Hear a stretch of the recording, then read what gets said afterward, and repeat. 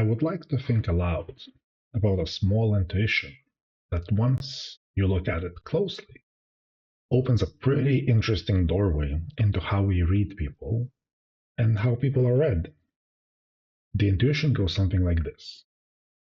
Maybe all the pseudoscientific systems that claim to tell you who you are from a single input, like your star sign, your personality type, your face shape, your microexpressions, maybe they only work on people who haven't really developed self authorship.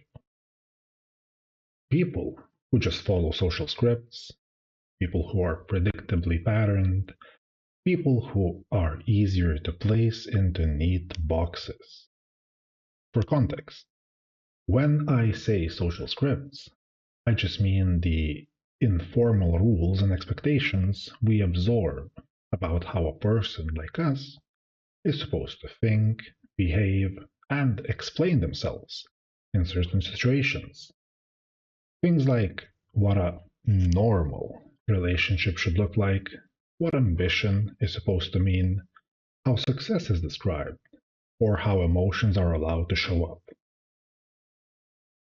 Most of us don't choose these scripts consciously. We inherit them, copy them, and live inside them. And in this video, I would like to explore what makes this feel true.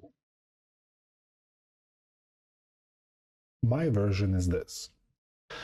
Pseudo-profiling seems more effective on people who behave according to established social scripts, because pattern behavior is easier to classify. The self-authored individuals don't fit these patterns, so the system loses traction. That's about as strong as I could make the claim. And the mechanism I'm imagining here is that predictability leads to readability. If someone's behavior follows a standard template, you just match them to the template, right? And if they've rewritten the template, the system can't keep up. That's my intuition, at least. Now, let's see where it holds and where it doesn't.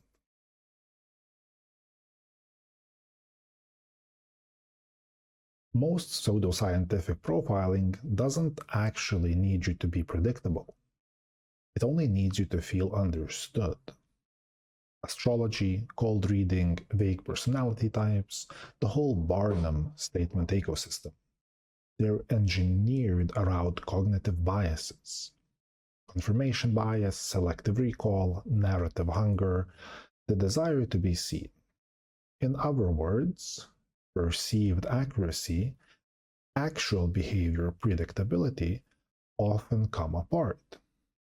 Even highly self-aware, self-authored people can experience a ping of resonance when something vague mirrors something emotionally salient. So if the claim is, these systems stop working because I'm unpredictable, that's already shaky. What they're designed to produce is a sense of recognition and emotional buy-in. People often imagine self-growth as breaking out of boxes, but most growth cultures simply replace one box with another. Hustle culture identities, red pill archetypes, spiritual archetypes, I'm rational and stoic, therefore I'm this or that type of person. Curated self-narratives from therapy or self-help. So the idea that self-development makes you unreadable is too optimistic. Many people who invest heavily in self-development become easier for a skilled reader to interpret because they're now operating inside a different, also predictable script. So the meaningful distinction here has less to do with growth itself and more to do with metacognitive autonomy, the capacity to notice the script while inside it. People who have that, who can interrogate the narrative instead of inhabiting it, those are the ones who become harder to profile, because they don't automatically submit to the story being offered to them. Usually, pseudoscience isn't about matching you to a predefined box. They're more about reading your reactions live and adjusting based on them.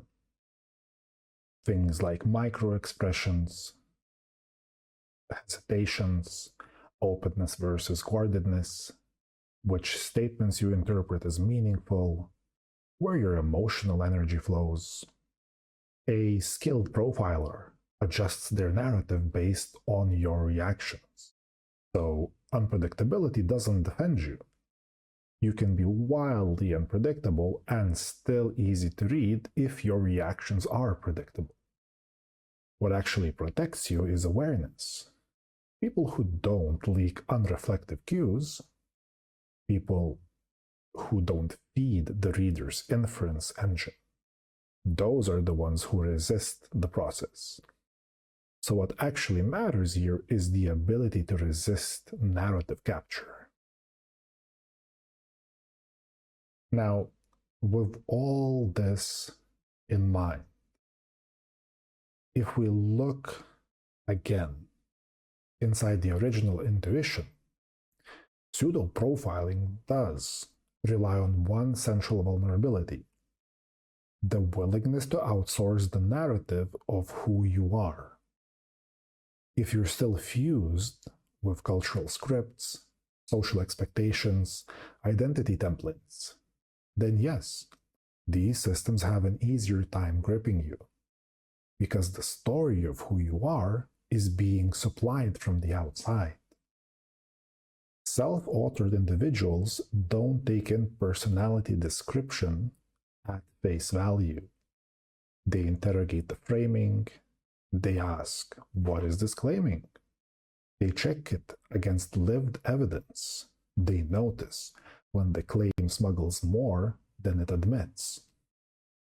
The mechanism here is having a coherent internal sense of self that doesn't need external validation. People who have built coherent self-authorship don't need borrowed stories about themselves. And without that need, the pseudoscience loses its psychological foothold. So the sharper reframe, in my mind, is this: pseudo-profiling works best when someone readily accepts externally supplied narratives about themselves. Predictability is a side effect of narrative compliance, and unpredictability is a side effect of narrative autonomy. The actual variable: who is authoring your story? And the moment we frame it this way, more interesting questions appear. Are we ever genuinely outside of scripts? Or do we just choose more refined ones? Can self-awareness itself become a predictable script? A new identity someone could read? If autonomy means resisting external narratives, how do you avoid turning that resistance into its own rigid template? Is narrative independence even stable? Or is it something we continually renegotiate? Because the question was never whether pseudoscience can read people. The question is how much of ourselves we outsource to stories in the first place, and how much of that we can reclaim.